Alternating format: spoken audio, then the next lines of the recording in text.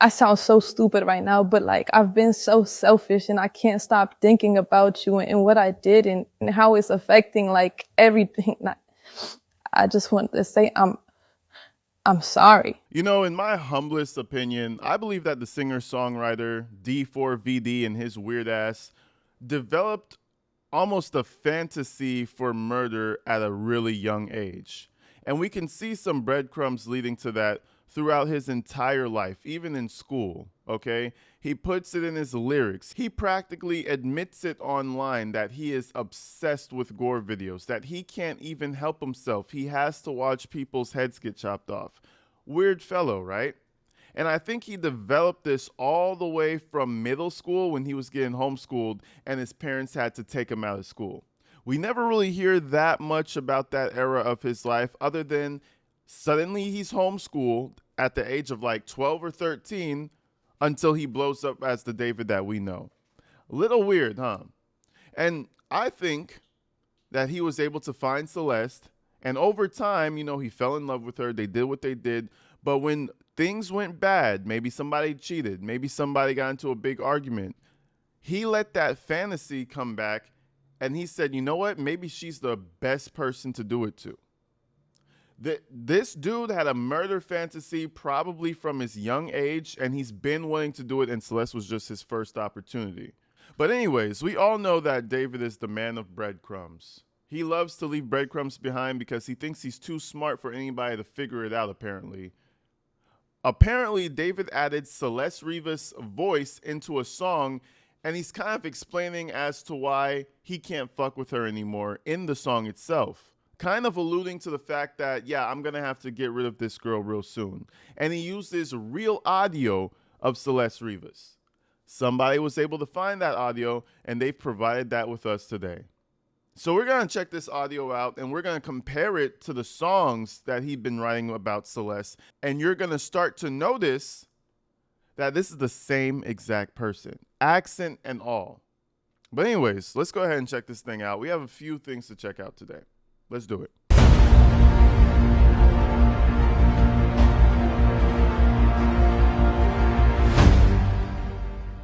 All right, so the first thing I want to talk about is that audio that's been circulating with Celeste's voice. This is basically the first window you're going to get to see of some deep emotional manipulation.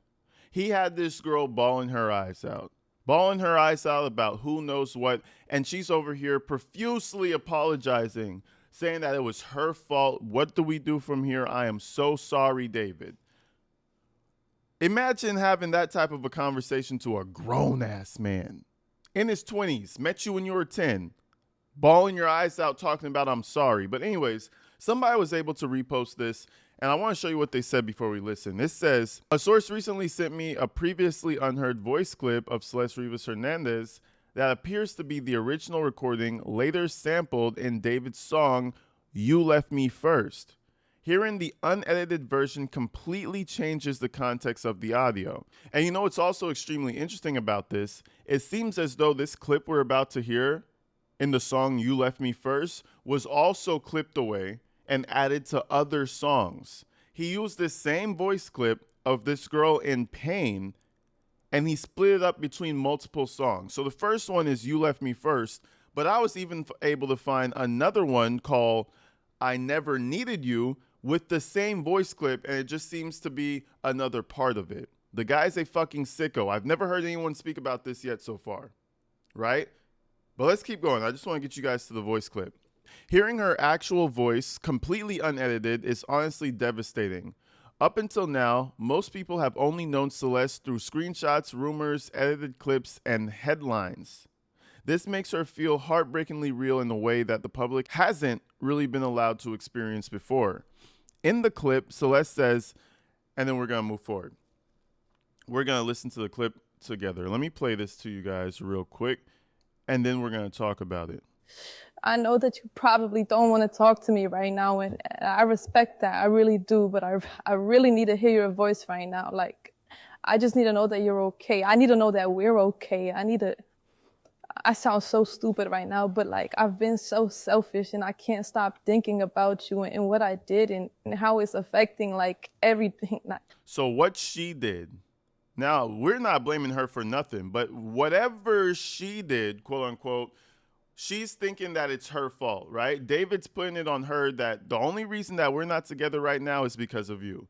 This sounds like manipulation to me, coming from the fact that David was fucking with other minors at the same time and was cheating with her, not cheating with her, cheating on her all the way through the relationship. So this seems to me like just some emotional manipulation. He probably spun some shit back onto her. Got the girl over here bawling. Then he was like, "Ooh, that's a really cool intro. That'll be a really cool intro to a song, huh?" We're okay. I need to know that we're okay. I sound so stupid right now, but like I've been so selfish and I can't stop thinking about you and what I did and how it's affecting like everything. I just want to say I'm sorry. I really am sorry. I sound so stupid right now, but like I've been so selfish and I can't stop thinking about you. I'm just going to play like literally a couple of seconds of that so you could hear the comparison. I'm pretty sure they're still copyrighted. You know, he used that voice clip as an intro to his song. What a sick, perverted fuck. But it gets even worse. But hold on, let's continue with this little section here. The person continues, what makes this even more disturbing is that a portion of this exact recording was later used in David's song, You Left Me First. Specifically the ending where she says, I sound so stupid right now, but like I've been so selfish, I can't stop thinking about you and what I did and how it's affecting like everything. Like I just want to say I'm sorry, I'm really sorry. David uploaded I Never Needed You to YouTube on April 25th, 2025. That's the alleged date where David killed her. So you're seeing the comparison there, right? The fantasy is coming full circle. You know, you just killed her, allegedly. You did what you did, and now you can leave the poetic, beautiful breadcrumb behind. A sick fuck is what he is. This was intentional. A big thing that I want to say about this guy, which is why I think he deserves probably the death penalty, but he won't get it. Everything about this crime was intentional. It's not at any point to where it's like, oh, I accidentally did it. I was mad or I was scared and I just stabbed away because there's no, everything was planned out. I want to do this. I'm going to do it this way. And then I'm going to drop music about it. April 25th, 2025. That is the month that she allegedly died. That the prosecution is going to be fighting to prove. But let's keep going. David uploaded I Never Needed You to YouTube on April 25th, 2025, which is just 2 days after prosecutors allege he was stabbed Celeste to death. Knowing that timeline and hearing this recording in its original context is chilling. What stands out to me is how intentional David always seemed to be with dates, uploads, symbolism, and references tied to Celeste. He frequently uploaded things on dates connected to her, especially around her birthday. Because of that pattern, that doesn't feel accidental at all. And then they just keep on going. They keep on explaining. But I wanted to read that part to you, and that got me kind of curious, right? Now, there's another song that I want to show you that David posted about a year ago. It's the same thing. He's obsessed with these voice calls. He's obsessed with the feeling of pain that she gives him. It's almost like energy for him. He loves that feeling. Maybe it's a feeling of power or control, but he loves it, right? This is another song called I Never Needed You.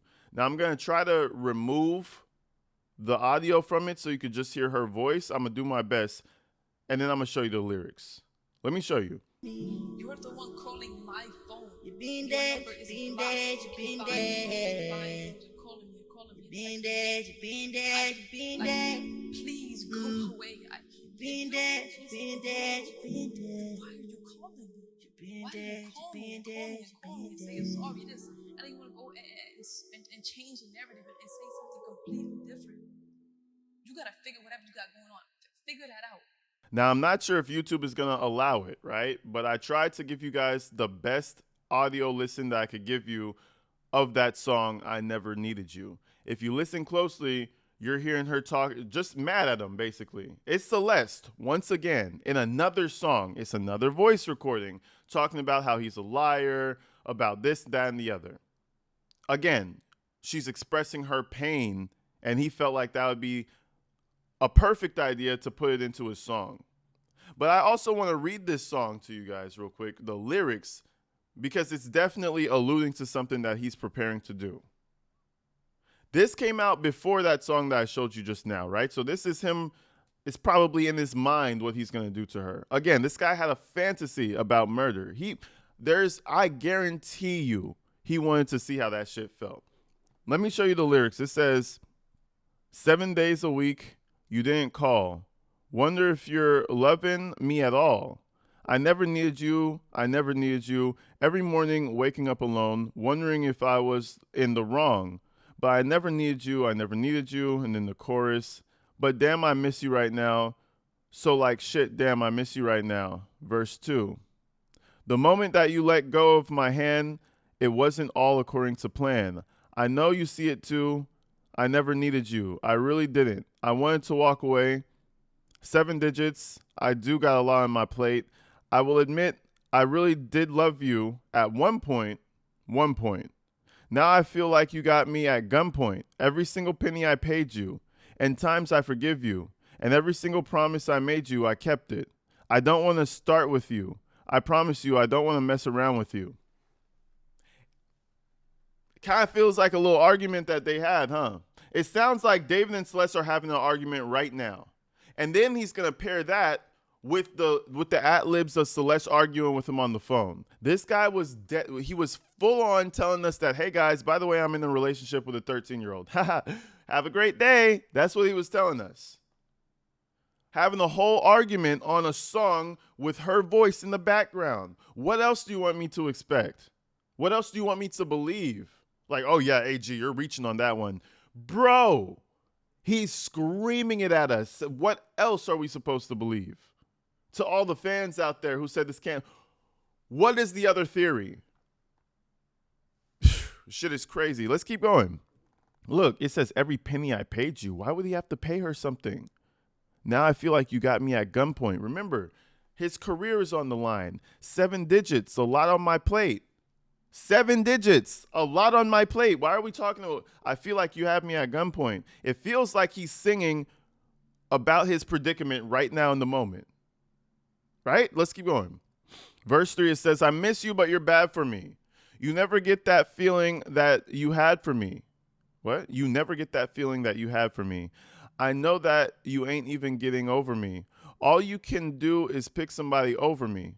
I can't believe you really cold-shouldered me. You really got to pay me what you owe me. You really got to pay me what you owe me. You really got to pay me what you owe me, blah, blah, blah, blah. He keeps saying, pay me what you owe me. But I don't know. I feel like this song is just another breadcrumb that David was leaving out. He was leaving that for the fans, right? Because, again, he was never going to get caught. She's just some random Latina chick from a family that don't give a fuck about her. Who the hell is going to find her? David thought that he could do all this He thought that she could basically be his muse from beyond the grave, and nobody would ever know about it. That's what he thought. But anyways, I just wanted to move forward a little bit to David's upbringing, right? Trying to pinpoint where his sick obsession began. And I think it possibly began when he was in normal school, before homeschooling. Remember, I was homeschooled from the jump, then I went to school. In my case, I was backwards. That's how it started for me. And I always tell parents, do not homeschool your kids. Please don't. Because they'll end up being weirdos. And that's coming from a homeschool kid, right? Hold on.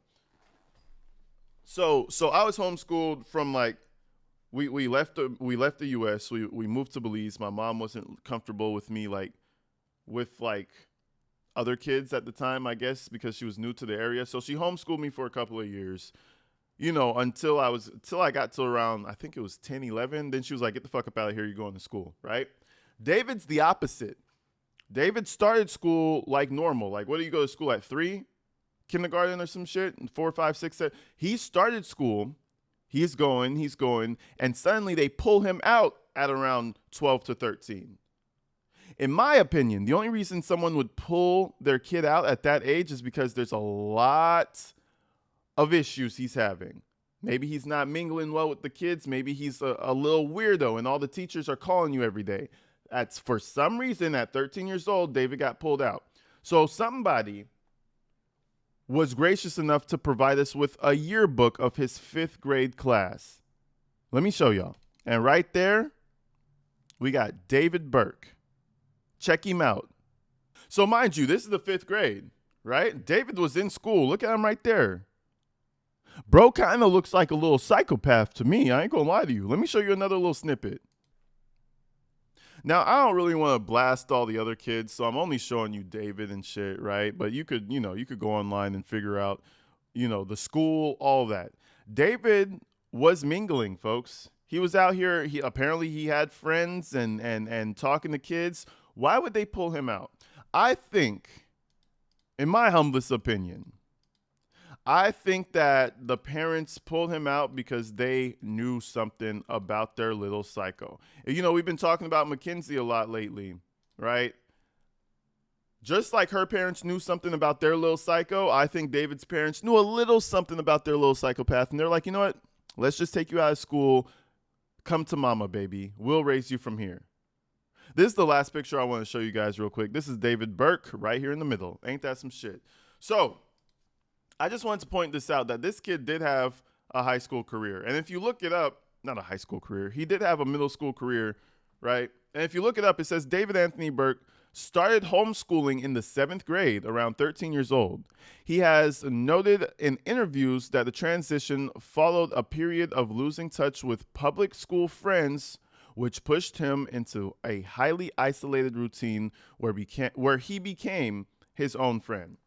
Listen, highly isolated and child does not go together. Yeah, you turn them into some freak shows. And guess what? Damn it, David turned into a fucking freak show. But anyways, I just want to leave you guys with a few more lyrics that kind of caught my eye. I think a lot of this music toward 23, 24, and 25, right?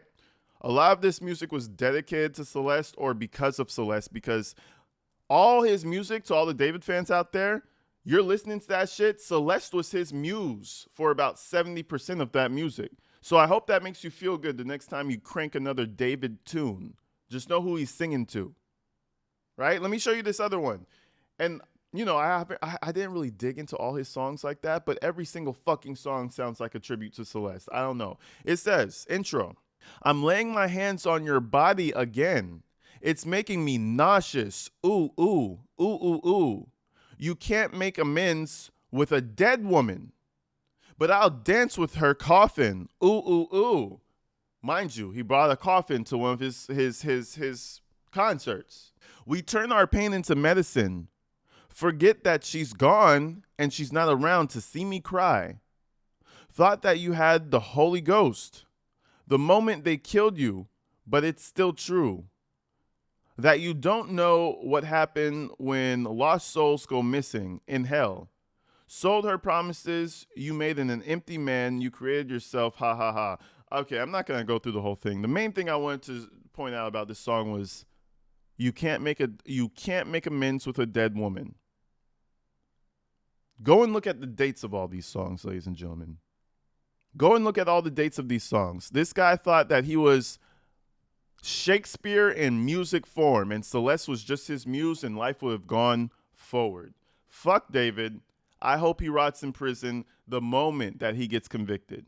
They say in America, you're innocent until proven guilty. But on this one, folks, I would say he's pretty guilty, but hey, we have to say allegedly until that shit comes out. Stay tuned, folks. I'm going to keep my eyes on this case. I'll see y'all real soon. Peace.